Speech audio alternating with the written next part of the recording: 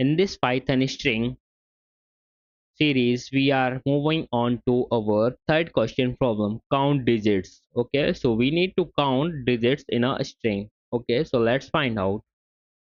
Okay, we are in VS Code and let's create a file for our program. Okay, in this folder, our program name is count digits.py. Okay, so let's write our question problem, count digits in a string. Okay, how to count it? So def function count digits as colon, as की जगह आप dv ले सकते हैं, कोई दिक्कत नहीं है. Then count equal to 0 to count number of counts for ch in s if ch in if ch in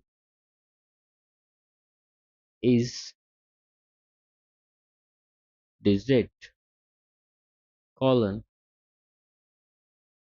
नहीं नहीं, इन यूज नहीं होगा, ch के साथ में डॉट is digit चेक करेंगे.